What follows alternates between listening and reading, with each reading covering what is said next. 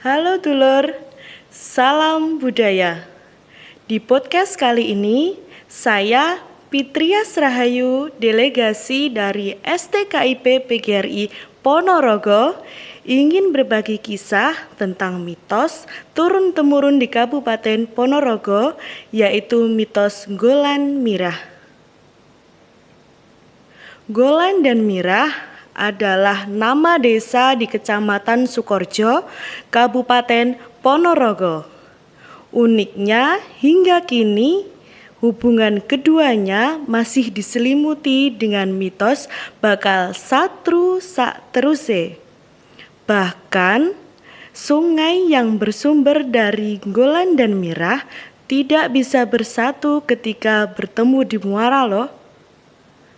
Dulur, keyakinan bahwa Golan dan Mirah tidak bisa bersatu sudah dimulai sejak sumpah serapah seorang sakti yang bernama Ki Ageng Honggolono dikumandangkan.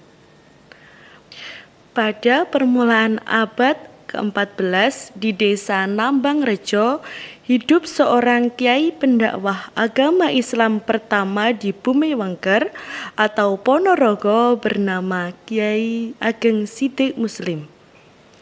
Kiai tersebut memiliki anak perempuan yang bernama Putri Amirah.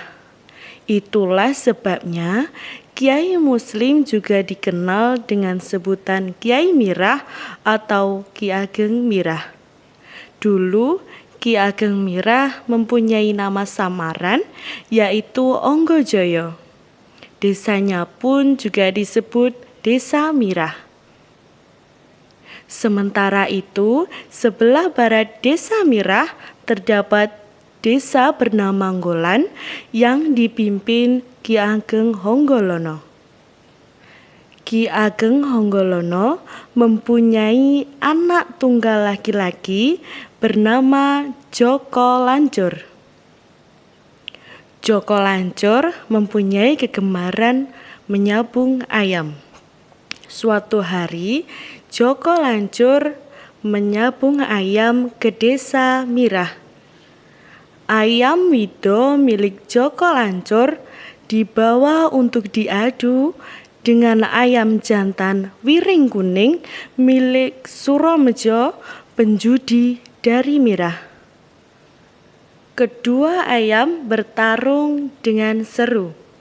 Setelah sekian lama bertarung sengit, tiba-tiba jago milik Joko Lancur terbang keluar arena. Dalam keadaan marah dan malu, Joko Lancur berlari mengejar ayamnya hingga masuk pekarangan Kiai Ageng Mirah. Tiba-tiba langkah Joko Lancur terhenti dan pandangan matanya terpaku pada sosok cantik yang sedang membatik. Ayam jago wido milik Joko Lancur berlari mendekat ke arah Putri Amirah. Putri itu sangat kaget karena ada ayam jago yang ada di sampingnya dengan keadaan berdarah. Ketika membalikan badannya, Putri Amirah sangat terkejut karena di belakangnya ada sosok pemuda tampan yang berdiri mematung. Dengan panik, Putri Amirah segera masuk ke dalam rumah dan menangis karena malu. Melihat putri cantik itu masuk ke dalam rumah, Joko Lancur mengambil ayamnya dan membawanya pulang. Sesampainya di rumah, Joko Lancur selalu termenung dan melamun terbayang kecantikan Putri Amirah. Sampai-sampai tidak mau makan dan tidak mau tidur. Amirah pun ternyata juga terbayang sosok tampan Joko Lancur. Kepada sang ayah, Joko Lancur mengutarakan keinginannya untuk menikahi Putri Amirah. Ki Ageng Honggolono semula tidak memberikan restu karena perbedaan keyakinan dan pandangan politik. Namun Joko Lancur bersikukuh hanya ingin menikah dengan Putri Amirah. Jika tidak bisa menikah dengan Putri Amirah, Joko Lancur memilih mati. Dengan terpaksa dan berat hati, Ki Ageng Honggolono menyetujui dan mendatangi kediaman Kiai Ageng Mirah. Kiai Ageng Mirah semula ingin menolak, namun tidak enak hati menyampaikan penolakan. Kiai Ageng Mirah kemudian mengajukan bebono atau persyaratan. Persyaratan tersebut ada 3. Pertama, semua sawah di Desa Mirah harus dialiri air dalam waktu semalam. Kedua, ia meminta padi 1 lumbung dan kedelai 1 lumbung. Ketiga, kedua lumbung tersebut tidak boleh digotong oleh manusia, tetapi harus berjalan sendiri ke Desa Mirah. Ki Ageng Honggolono termenung mendengar permintaan ganjil dari Kiai Ageng Mirah. Namun, dengan kesaktiannya, semua permintaan tersebut disanggupi. Ki Ageng Honggolono kemudian mempersiapkan persyaratan yang diajukan Kiai Mirah. Para lelaki desa dikumpulkan untuk membendung sungai untuk mengairi sawah-sawah di Desa Mirah. Ki Ageng Honggolono bersemedi memohon agar semua syarat pernikahan anaknya diwujudkan. Dalam waktu semalam, semua sawah di Desa Mirah sudah terairi. Tumpukan kawul atau jerami dan titen atau kulit kedelai dicipta menjadi 1 lumbung padi dan 1 lumbung kedelai. Esoknya, Joko Lancur telah dirias layaknya pengantin. Seluruh masyarakat Desa Nggolan beriring mengantarkan mempelai pria. Rombongan terdepan adalah 2 buah lumbung yang berisi padi dan kedelai. Kedua lumbung tersebut bergerak sendiri tanpa diangkat oleh manusia. Kiai Ageng Mirah merasa ragu dan bimbang.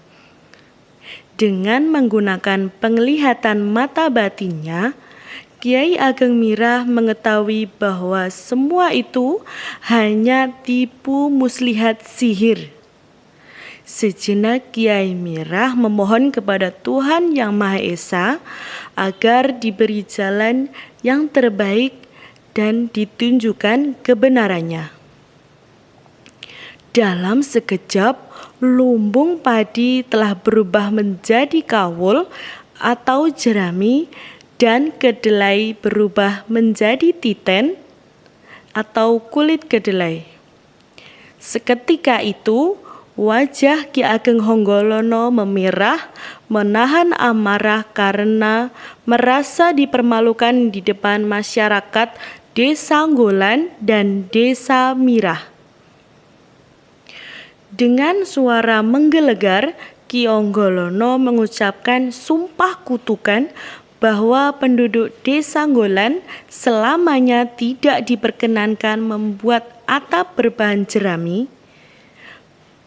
Penduduk Desa Mirah tidak diperkenankan menanam atau mengolah kedelai. Penduduk Desa Nggolan dan Desa Mirah selamanya tidak diperkenankan untuk berbesanan. Segala jenis barang dari Desa Nggolan tidak boleh dibawa di Desa Mirah dan sebaliknya. Dan segala jenis barang dari kedua desa Nggolan dan Mirah tidak bisa dijadikan satu. Apabila ada yang berani melanggar, maka akan celaka. Putri Amirah tiba-tiba terkulai lemas tak bernyawa. Joko Lancur yang berada di barisan depan turut lemas lunglai melihat kondisi Putri Amirah. Dalam kesedihan dan keputusasaannya, Joko Lancur menghunuskan keris ke dadanya sendiri. Joko Lancur seketika menyusul kematian Putri Amirah. Kisah tragis itu diceritakan turun-temurun dan masih diyakini kutukannya. Percaya atau tidak, kelima hal tersebut hingga kini masih menjadi pantangan yang tidak bisa dilanggar. Beberapa warga yang melanggar hal tersebut secara sengaja ataupun tidak sengaja selalu berujung musibah atau malapetaka. Cerita yang paling populer diantaranya ketika suatu desa mengadakan upacara pernikahan, kemudian ada tamu dari desa Nggolan dan Mirah, akhirnya nasi yang ditanak tidak bisa matang. Dan sound system yang dinyalakan tiba-tiba mati karena ada yang terbakar.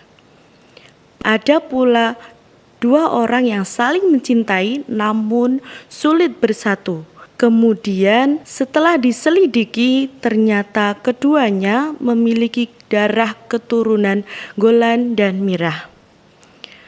Terlepas dari kutukan tersebut, tradisi larangan adat desa Nggolan dan Mirah sejatinya merupakan kearifan lokal yang harus dihormati dan tidak boleh disepelekan. Sekian dari saya, terima kasih, matur nuwun, salam budaya.